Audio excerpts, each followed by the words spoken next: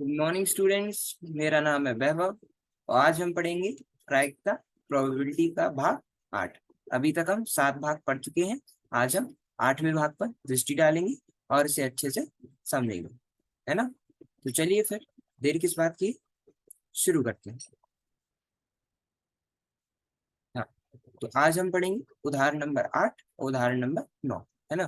पहले हम उदाहरण नंबर 8 पर दृष्टि डालेंगे और इसे अच्छे से समझेंगे, और उसके बाद हम उदाहरण नंबर 9 पर दृष्टि डालेंगे और उसे भी अच्छे से समझेंगे, है ना। तो आज हम उदाहरण नंबर 8 और उदाहरण नंबर 9 पढ़ेंगे, ठीक है। तो आगे बढ़े, चलो फिर आगे बढ़ते हैं। हम्म, उदाहरण नंबर 8 देखिए क्या कहता है। एक कलश में 10 काली और 5 सफेद गेंदें हैं, है ना। ये क्या बोल रहे हैं, एक कलश है ना, एक कलश है ना। उस कलश में क्या है, 10 काली और 5 सफेद गेंदें हैं, है ना।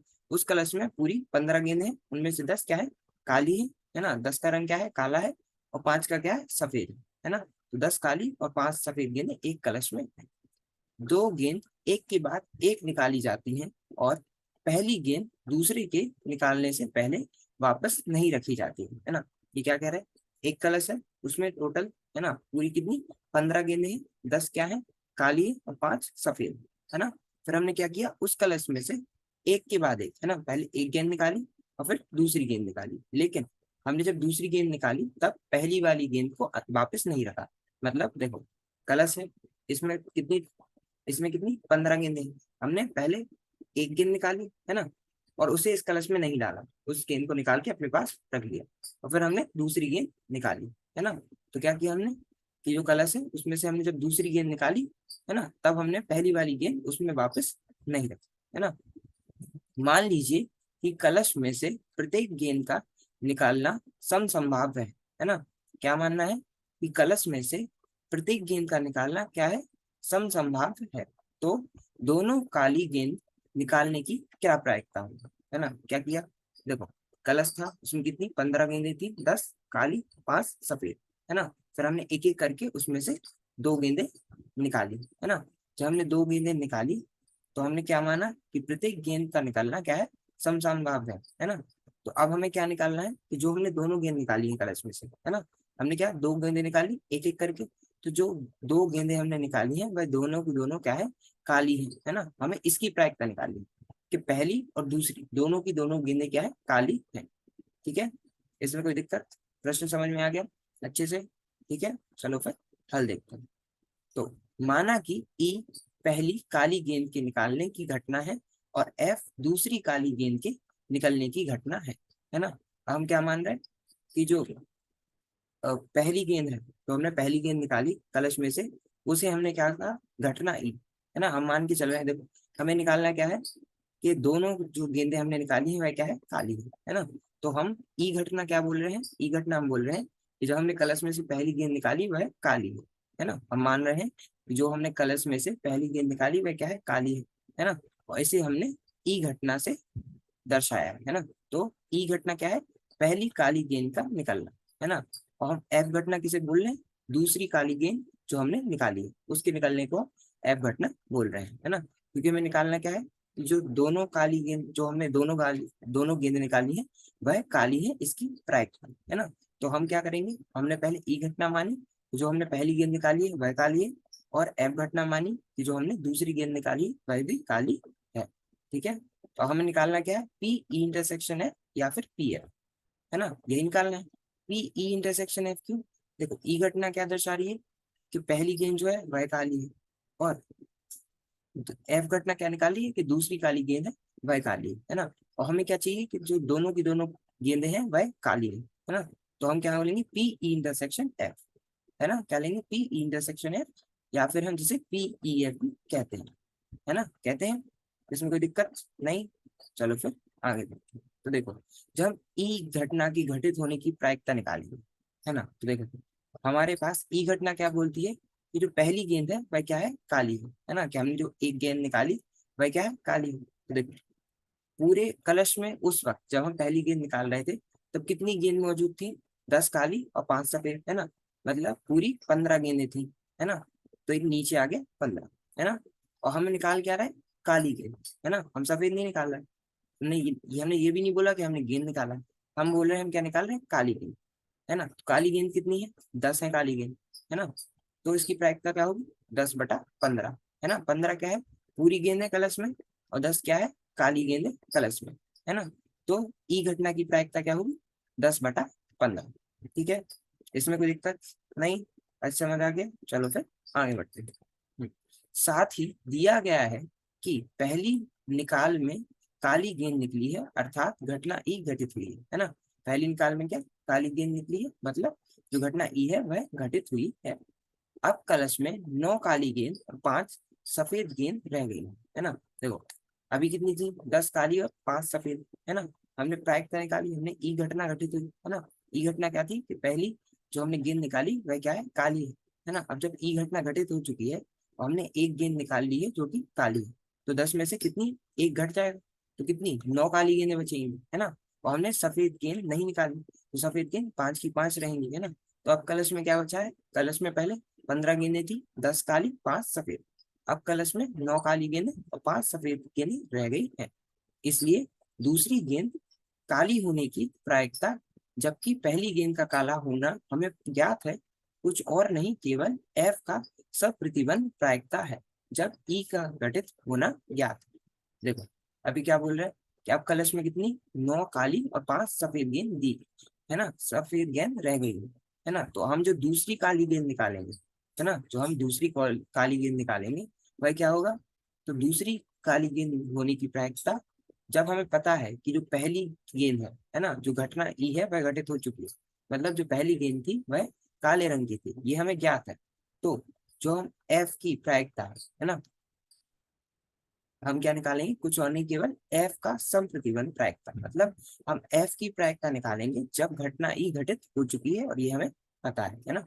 तो हम क्या निकालेंगे, पी एफ बटा ई, है ना। एफ की प्रायिकता जब घटना ई घटित हो चुकी है, तो देखो पी एफ बटा ई क्या आएगा, 9/14। क्यों, कितनी कितनी काली गेंद, हमें दूसरी काली गेंद निकालनी है ना, क्या निकालनी है, दूसरी काली गेंद। एक निकल चुकी है ना, तो कितनी बची थी, 9 बची थी, है ना। तो ऊपर कितना आएगा, 9, और पूरे कलश में कितनी गेंद रह गई थी, 9 काली और 5 सफेद, है ना।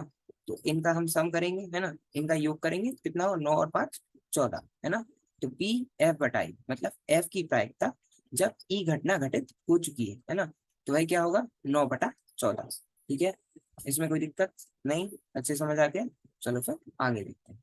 अब प्रायिकता के गुणन नियम द्वारा हमें प्राप्त होता है ना, प्रायिकता के गुणन नियम द्वारा, है ना, जो मल्टीप्लिकेशन थ्योरम है जिसे हम गुणन नियम कहते हैं। तो प्रायिकता के गुणन नियम द्वारा हमें प्राप्त होता है कि पी ई इंटरसेक्शन एफ होता है पीई गुणा पी एफ बटा ई, है ना। देखो, हमने पढ़ा था समप्रतिबंध प्रायिकता में कि जब हम पी एफ बटा ई निकालते हैं ना, एफ घटना की प्रायिकता जब ई घटना घटित हो चुकी है ना, तो जब हम पी एफ बटा ई निकालेंगे तो क्या आएगा, पी एफ इंटरसेक्शन ई या फिर ई इंटरसेक्शन एफ, मतलब ई घटना और एफ घटना में जो चीज समान है वह है ना। तो पी ई इंटरसेक्शन एफ बटा, है ना, ई नीचे आ रहा है, मतलब ई घटना घटित हो चुकी है, तो पी एफ बटा ई क्या होगा, पी ई इंटरसेक्शन एफ बटा पी ई, है ना। तो पी इंटरसेक्शन एफ यहाँ है, और यहाँ से यहाँ जाएगा, है ना। जो नीचे भाग में था पी, है ना, वो इधर जाएगा, है ना। तो पी इंटरसेक्शन एफ क्या होगा, पी गुणा पी एफ बटा ई। ठीक है, इसमें कोई दिक्कत नहीं। चलो, तो पी मतलब ई घटना की प्रायिकता गुणा पी एफ बटा ई, है ना। और जब हम देखो, अभी तो हमने दो गेंदें निकाली, अगर तीसरी गेंद होती और कोई जी घटना घटित हो रही होती, है ना, अभी ई एफ हो रही, अगर जी हो रही होती, मतलब 3 गेंद निकालते तो कुछ इस प्रकार से आता, पीई गुणा पी एफ बटा ई गुणा पी जी बटा ई एफ या फिर जी बटा ई इंटरसेक्शन एफ। लेकिन अभी हम इस पर बाद में चर्चा करेंगे, अभी हम इसे देखते हैं कि पीई, है ना, पीई कितना था, 10/15, और पी एफ बटा ई कितना था, 9/14, है ना। ई घटना की प्रायिकता और एफ बटा ई की प्रायिकता, है ना, क्या हुआ, 10/15 गुणा 9/14, है ना। हम इसे काटेंगे, है ना, तो हमारा उत्तर आएगा 3/7, है ना। 5 दूनी 10, 5 3 15, है ना। तो 3 3 का 9 और 2 से 7, है ना। तो कितना आएगा, 3/7 आएगा, है ना। ये आप करके देखना, तो जो ई इंटरसेक्शन एफ की प्रायिकता है तो कितना आएगा, 3/7, है ना। इसमें कोई दिक्कत नहीं। चलो फिर आगे बढ़ते हैं। हाँ, दो से अधिक घटनाओं के लिए प्रायिकता का गुणन नियम, यदि ई, एफ और जी एक प्रतिदर्श समष्टि की घटनाएं हैं तो। देखो अभी क्या बोल रहे हैं, अभी हमने सिर्फ दो घटनाओं की बात की थी, है ना, उसमें ई और एफ हो रहे थे। अगर दो से अधिक घटनाएं, मान ले रहा है कि जी घटना भी घटित हो रही है ना, और यह क्या है, प्रतिदर्श समष्टि की घटनाएं हैं, तो जो P E intersection F intersection G होगा, है ना, वह चीज जो ई में भी है, मतलब ई घटना में भी घटित हो रही है, एफ में भी घटित हो रही है और जी में भी घटित हो रही है, इसकी प्रायिकता क्या होगी, है ना। तो P E intersection F intersection G, तो ये होगा पीई, है ना, ई घटना की प्रायिकता गुणा पी एफ बटा ई, मतलब एफ घटना की प्रायिकता जब ई घटना घटित हो चुकी है, गुणा पी जी बटा ई इंटरसेक्शन एफ, है ना, जी घटना की प्रायिकता जब ई इंटरसेक्शन एफ घटना घटित हो चुकी है ना। देखो जी, अगर देखो हम यहाँ से देखते हैं, ये आ जाएगा पी जी बटा ई इंटरसेक्शन एफ क्या होगा, है ना, जी बटा ई इंटरसेक्शन एफ, मतलब जो चीज जी की प्रायिकता हमें जी की प्रायिकता हमें निकालनी है, जो ई इंटरसेक्शन एफ दिया हुआ है ना, ये घटना घटित हो चुकी है, तो क्या होगा जी इंटरसेक्शन ई इंटरसेक्शन एफ, है ना, और बटा में पी ई इंटरसेक्शन एफ, है ना, क्योंकि ये नीचे है ना, तो क्या होगा P G intersection E intersection F बटा पी इंटरसेक्शन एफ, है ना। हमें निकालना क्या है, हमें क्या निकालना है, पी जी इंटरसेक्शन, मतलब P E intersection F intersection G निकालना। तो ये जो नीचे था, है ना, जो नीचे था वह इस साइड जाएगा, है ना, जाएगा ना, तो क्या आएगा, देखो पी इंटरसेक्शन एफ इंटरसेक्शन जी क्या होगा, तो होगा पी जी बटा ई इंटरसेक्शन एफ गुणा पी ई इंटरसेक्शन एफ, और पी इंटरसेक्शन एफ को हम क्या लिख सकते हैं, पीई इंटू पी एफ बटा ई, है ना। तो इस प्रकार से जो हमारा पी इंटरसेक्शन एफ इंटरसेक्शन जी है, वह क्या होगा पी गुणा पी एफ बटा ई गुणा पी जी बटा ई इंटरसेक्शन एफ, है ना, या जिसे हम ई एफ भी लिख सकते हैं। ठीक है, इसमें कोई दिक्कत नहीं, चलो फिर आगे बढ़ते हैं। इसी प्रकार प्रायिकता के गुणन नियम का विस्तार चार या अधिक घटनाओं के लिए भी किया जा सकता है। ठीक है,